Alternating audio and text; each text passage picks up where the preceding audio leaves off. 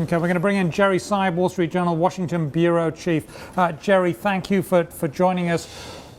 The U.S. views or has viewed Egypt as a critical ally and gives military aid. Does this move put that in jeopardy now?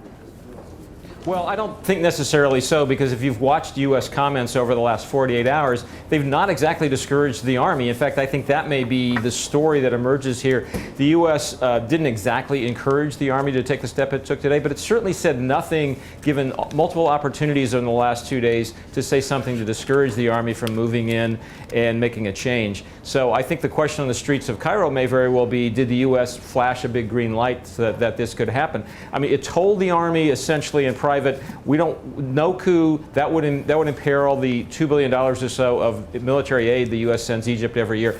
But I don't think the U.S. is going to view this as a coup. This is the Army facilitating a change of power from one civilian to another civilian. They'll probably not consider that a coup, and therefore I'm not sure that it's going to imperil aid.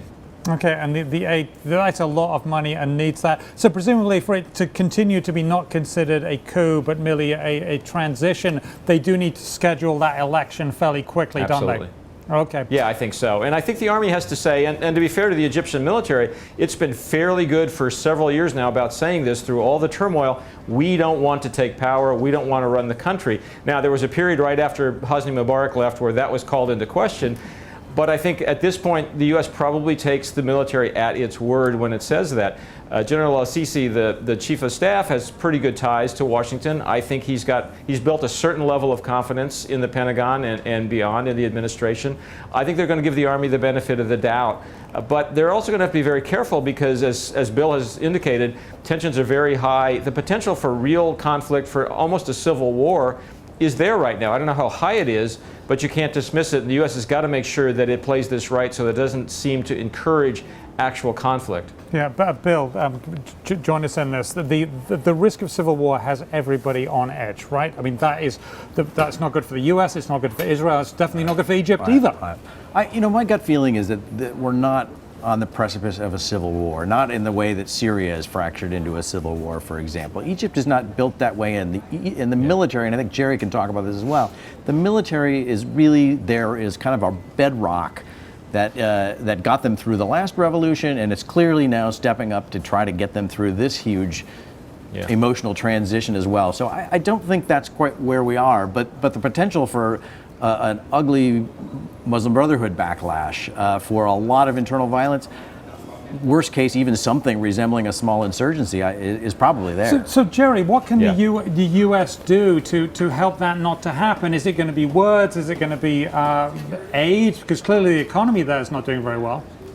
Yeah, well, first of all, I want to agree with Bill. I lived in Cairo for a while. The Egyptian army is not the Syrian army. It is not seen as a factional militia. It's a national institution, one of the most important, if not the most important, national institutions in the country, and it's seen as a stabilizing force, not a force for one faction or the other. That's quite different from Syria, and Bill is totally right about that.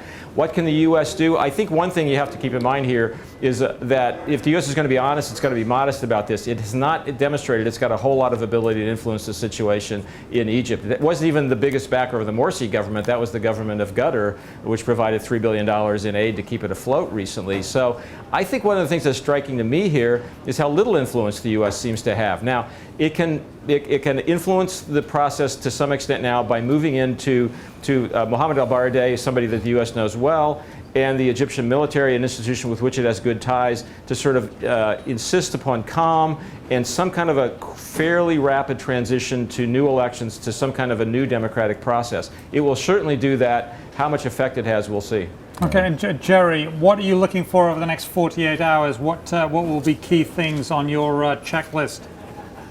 Well, I think the first thing is probably the notion that there's a plan, which is what everybody's heard out of Cairo today. We have a plan, we're going to implement a plan. What is the plan and how fast does it get to elections? That's item number one. Item number two that I'll be watching for, and again, I'm not sure the U.S. has much influence in this area, is there, and Bill mentioned this earlier, is there a conversation that gets started between the Army and the Brotherhood? Or is the Brotherhood going to be pushed to the side and shut out, as it has been for so many years in Egypt before it came to power with Mr. Morsi? Is there going to be a dialogue between the government that exists now and the Brotherhood? Okay. Great stuff. We will keep an eye on all those things. Thank you very much, Jerry Seib of the Wall Street Journal.